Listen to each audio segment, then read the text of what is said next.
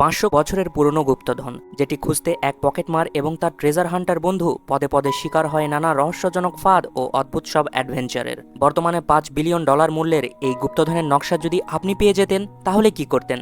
যারা এমন রোমাঞ্চকর মুভি পছন্দ করে থাকেন, তাদের জন্য আজকের এই মুভি এক্সপ্লেনেশন ভিডিওটি মাস্ট ওয়াচ। চলুন তাহলে মূল গল্পে ফিরে আসা যাক। মুভির শুরুতেই আমরা দেখতে পাই স্পাইডারম্যান হোমকামিং মুভি খ্যাত টম হল্যান্ডকে। এই মুভিতে, যার নাম ন্যাথান ড্রেক ওরফে নেট, অচেতন অবস্থা থেকে নেট চোখ খুলতেই দেখতে পাই বাতাসে সে ভাসছে আর তার পা বিমানের ঝুলন্ত ব্যাগগুলির সাথে আটকে রয়েছে। আচমকাই তার সামনে দিয়ে কয়েকজন বিমান থেকে পড়ে যাচ্ছে। পা খুলতেই সেও নিচে পড়ে যাচ্ছিল, কিন্তু একটি ব্যাগের ফিতা ধরে ঝুলতে শুরু করে। বিমানের কাছাকাছি যাওয়ার জন্য সে উপরে উঠতে শুরু করে, কিন্তু একজন তার পা চেপে ধরে। নেট তাকে লাথি দিয়ে নিচে ফেলে দেয় এবং বলে, সরি, আমি শুধু নিজের জীবন বাঁচাচ্ছি। সে একটি ব্যাগ থেকে আরেকটি ব্যাগে লাফ দিচ্ছিল। ঠিক সেই মুহূর্তে একটি লোক তার দিকে গুলি করতে শুরু করে। চালাকি করে সে লোকটিকে নিচে ফেলে দেয় এবং বিমানের রাইডিং এরিয়াতে উঠে পড়ে। ঠিক তখনই আচমকা একটি গাড়ি এসে তাকে ধাক্কা দেয়। নিচে পড়তে থাকা অবস্থায় কে যেন তার হাতটি ধরে ফেলে।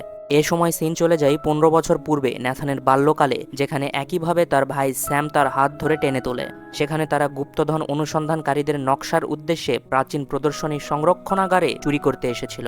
এখানে তারা ফার্ডিন্যান্ড ম্যাগিলানের ছবি এবং পৃথিবীর প্রথম মানচিত্র দেখতে পায়। এখানে বলে রাখা ভালো, ফার্ডিন্যান্ড ম্যাগিলান হলো একজন পর্তুগিজ গুপ্তধন অভিযানকারী, অর্থাৎ ট্রেজার হান্টার, যে একবার গুপ্তধনের খোঁজে ভারত মহাসাগর সহ আটলান্টিক মহাসাগরের বিভিন্ন জায়গায় অনুসন্ধান চালিয়েছিল। স্যাম তার ভাইকে বলে ফার্ডিন্যান্ড সোনার খোঁজে পৃথিবী ভ্রমণ করত, সে কখনোই বাসায় আসেনি, তাহলে তার গুপ্তধনগুলি নিশ্চয়ই গায়েব হয়নি, বরং কোথাও হারিয়ে গিয়েছে, যাকে দুই ভাই মিলে খুঁজে বের করাটাই তার ইচ্ছে।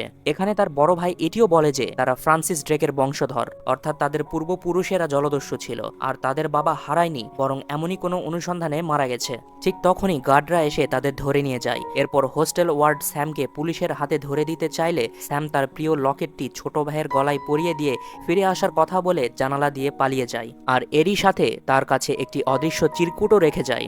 এর পরবর্তী সিনে আমরা দেখতে পাই ন্যাথান নিউ ইয়র্কের একটি ট্রেনে বসে আছে। এখানে নেটকে আমরা দেখতে পাই একজন বারটেন্ডার হিসাবে, আর বারে কাজ করার সময় সে ভুলিয়ে ভালিয়ে একটি মেয়ে কাস্টমারের ব্রেসলেট চুরি করে নেয়, অর্থাৎ সে এখন ছোটখাটো একটি পকেট মার। এরপর তার সাথে দেখা হয় ভিক্টর সুলেভানের, যে এই মুভির দ্বিতীয় মূল চরিত্র। ভিক্টর তাকে বলে, আমার কাছে এই ধরনের একটি বড় কাজ রয়েছে এবং তার এই কাজে একটি পার্টনার দরকার। তুমি যদি এই কাজটি করো তাহলে তোমার জীবন বদলে যাবে। কিন্তু নেট ভিক্টরের এই প্রপোজালটি প্রত্যাখ্যান করে। ভিক্টর চলে যাওয়ার পর নেট পকেটে হাত দিতেই চুরি করা ব্রেসলেটটি খুঁজে না পেয়ে ভিক্টরের দেয়া কার্ড খুঁজে পায়, যেখানে ভিক্টরের ঠিকানা ছিল এবং লেখা ছিল, চুরি করা ভালো অভ্যাস নয়। এরপর নেট সেই ব্রেসলেটটি চুরি করার উদ্দেশ্যে ভিক্টরের বাসায় গিয়ে দেখতে পাই ছোটবেলার সেই মানচিত্রটি। প্রথমে নেট এটিকে নকল মনে করলেও ভিক্টর তাকে বলে এটি আসল। তার কৌতূহল দেখে মানচিত্রটি সম্পর্কে ভিক্টর তাকে জিজ্ঞাসা করে। চিত্রের পটটি পাড়ি দেওয়ার সময় ফার্ডিন্যান্ড অভিযানটি সম্পূর্ণ করতে পারেনি, বরং ফিলিপাইনের কোথাও মারা গিয়েছিল।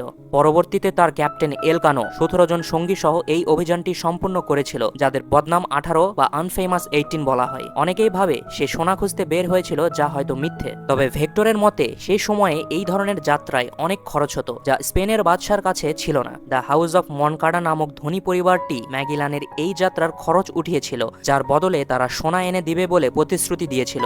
আর এই সেই গুপ্তধনের সোনা, যার বর্তমান মূল্য $5 বিলিয়ন।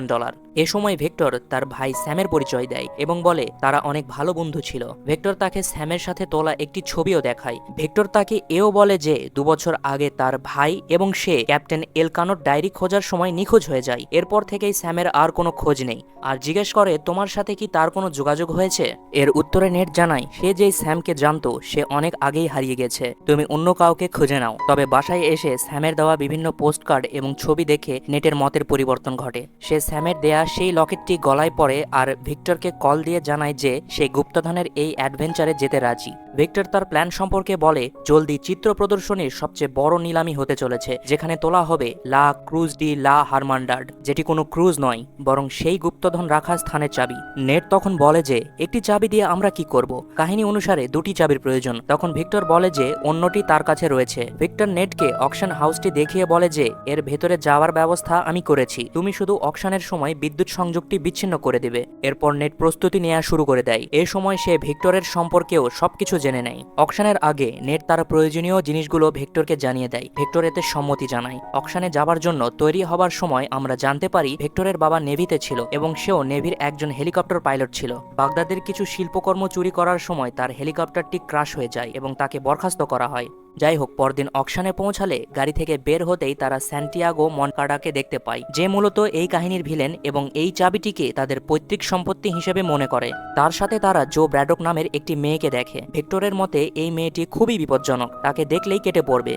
এরপর ভিক্টর এবং জোয়ের কথোপকথন থেকে বোঝা যায় যে তারা পূর্ব পরিচিত এবং স্যান সাবেস্টিয়ান সম্পর্কিত তাদের একটি পুরনো সম্পর্ক রয়েছে। অন্যদিকে ক্রুজের কাছে এসে সান্তিয়াগো নেটকে এর রক্তক্ষয়ী ইতিহাস বলে হুমকি দেখিয়ে যায়। অকশন শুরু হতেই জো নেটের পিছনে লোক লাগিয়ে দেয়। ক্রুজের নিলামি শুরু হয় $2 লাখ দিয়ে। নেটের বিদ্যুৎ সংযোগ বিচ্ছিন্ন করতে দেরি হয়, ভিক্টরও টাকা না থাকা সত্ত্বেও বেটিং শুরু করে দেয়। আর ঠিক সেই সময় নেটের পেছনে লেগে থাকা লোকদের মধ্যে একজন নেটের উপর হামলা করে দেয়। উপায় না পেয়ে নেট অকশনের উপরে থাকা ঝাড়বাতি গুলিতে লাফ দেয় এবং ভাঙচুর হবার ফলে অকশন থেমে যায়। সবাই এদিক ওদিক ছোটাছুটি শুরু করে দেয়। এ সময় ভিক্টর অতি চালাকির সাথে নিজের স্যুটটি ঘুরিয়ে সিকিউরিটি গার্ডের মতো সেজে ক্রুজটি চুরি করে নেয়। এটি জো নামের মেয়েটি দেখে ফেলে। এদিকে ভিক্টর নেটকে বিপদে রেখে পালাতে লাগলেই জো তার গলায় চাকু ধরে ফেলে। ঠিক সেই সময় অকশনের সিকিউরিটি গার্ডগুলো এসে জোকে আটকিয়ে ফেলে। ভিক্টর সঠিক জায়গায় রাখার কথা বলে ক্রুজটি নিয়ে অনায়াসে বেরিয়ে আসে। ভিক্টর গাড়িতে উঠে দেখে নেটও গাড়িতেই বসে রয়েছে। নেট ভিক্টরকে আর বিশ্বাস না করে ক্রুজটি নিজের কাছে রেখে দেয় এবং দুজনেই বার্সেলোনার উদ্দেশ্যে রওনা দেয়। ভিক্টর এবং স্যামের চুরি করা ক্যাপ্টেনের ডায়েরি থেকে তারা সূত্র পায় যে ম্যাগেলান ফিলিপাইন থেকে অনেক সোনা পেয়েছিল। সেগুলো বার্সেলোনার কোথাও লুকিয়ে রেখে মনকার্ডাকে মিথ্যা বলেছিল যে তারা কিছুই পায়নি। আর এও লেখা ছিল যে ক্রুজ নামক চাবি দুটির রাস্তা একটি পাইন গাছ থেকে শুরু হবে। কিন্তু পাইন গাছটি কোথায় রয়েছে, ঠিক এখান থেকেই রহস্যের শুরু। গল্পের এই অংশে আমরা দেখতে পাই ফ্রেজার ক্লো নামের একটি মেয়েকে। ফ্রেজার নেটকে দেখে ভিক্টরকে বলে সে এখানে কেন। তখন নেটও বলে এই মেয়েটি কে আর এখানে কি করছে। ভিক্টর এতে বলে যে দ্বিতীয় চাবিটি ফ্রেজারের কাছেই আছে, সবাইকে মিলেমিশে কাজ করতে হবে। কিন্তু ফ্রেজার এতে রাজি না হয়ে চলে যায়। তখন ভিক্টর এবং নেট বুঝতে পারে যে মেয়েটি চালাকি করে তাদের কাছ থেকে ক্রুজ চুরি করে নিয়ে গেছে। এরপর ফ্রেজারকে ধরতে তারা সারা শহরে দৌড়াদৌড়ি শুরু করে। কিন্তু ফ্রেজার জানতো না যে চাবি কোথায় লাগাতে হবে, তাই তারা আবার একত্রে গুপ্তধন খোঁজার সিদ্ধান্ত নেয়। নেটের সূত্র মতে এটি একটি চার্চের কোনো রাস্তার চাবি। তারা সান্টা মারিয়া ডেলপি নামক একটি চার্চের সামনে গিয়ে হাজির হয়, যেখানে পাইন গাছের সেই চিহ্নটি রয়েছে। তারা অনুসন্ধানের সময় হিসেবে পরদিন ঠিক করে। এর পরের স্ক্রিনে আমরা দেখতে পাই মনকার্ডা তার বাবার সাথে সম্পত্তি বিষয়ে কথা বলছে। তার বাবা পূর্বপুরুষদের লুণ্ঠন করা সম্পত্তি দান করতে চাইলে মনকার্ডা এতে নারাজ হয়। অন্যদিকে সে জোকে ভিক্টরের সন্ধান দিয়ে তার পিছে যেতে বলে। তারপর আমরা দেখতে পাই রাতে নেট, ভিক্টর এবং ফ্রেজারের মধ্যে কথা হয় যে যদি গুপ্তধন পেতে হয় তাহলে সাথীদের মধ্যে বিশ্বাস প্রয়োজন, এমনটি ডায়েরির একটি নোটেও লেখা ছিল।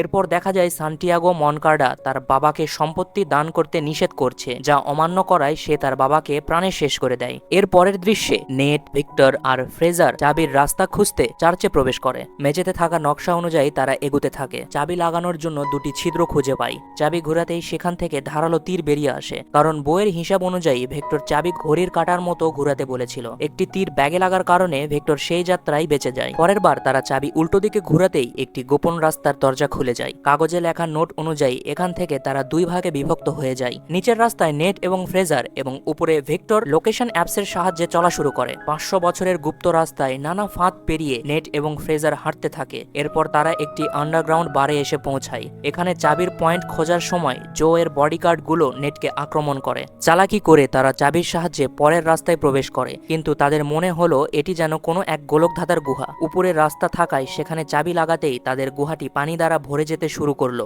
এ সময় ভিক্টরের উপর নির্ভর করা ছাড়া তাদের আর কোনো উপায় ছিল না। ভিক্টর চাবি লাগানোর জায়গা ঠিকই পেল, কিন্তু সেখানে জো এসে পড়ে। সে ভিক্টরকে বন্দুক তাক করতেই তাদের মধ্যে হাতাপাই শুরু হয়ে যায়। ভিক্টর জোকে কাঁচের কাভারে ফেলে দেয়, যার ফলে চাবির পয়েন্টটি উন্মুক্ত হয়। ভিক্টর সেখানে চাবি লাগানো মাত্রই নেট দরজা খুলে উপরে উঠে নিঃশ্বাস নেয়। ততক্ষণে ফ্রেজার পানির ভিতরে অজ্ঞান হয়ে গেলে নেট তাকে উদ্ধার করে। এরপর তারা একটি আন্ডারগ্রাউন্ড সংরক্ষণাগারে এসে পৌঁছায়, কিন্তু পরবর্তী ঘরে তারা যেতে পারছিল না। ভিক্টর উপরে একটি চিহ্ন খুঁজে পায়, তাতে বোঝা যায় যে দুটি চাবিকে একসাথে লাগিয়ে পরবর্তী দরজাটি খুলতে হবে। ভিক্টর তার চাবি দিতে ইতস্তত করলে করলেও সে চাবি নিচে ফেলে দেয়। চাবি দুটি একত্র করে দরজা খুলতেই তারা বুঝতে পারে এটি একটি রোমান স্টোর হাউস, যেখানে 4টি বড় বড় 8 ফুট উঁচু মাটির মটকা ছিল। তারা মটকার মুখ খুলেই দেখে সেগুলো লবণ দিয়ে ভরা। চাপ পড়তেই এগুলো ফেটে যায়। তারা দেখে সেখানে কোনো সোনাই নেই, তবে নেট একটি ম্যাপ খুঁজে পায় যেটিতে গুপ্তধনের নকশা ছিল। এদিকে ফ্রেজার তাকে পিস্তল তাক করে এবং নকশা চেয়ে বসে। ফ্রেজার আরো বলে, তুমি জানো না স্যামের সঙ্গে কি হয়েছিল?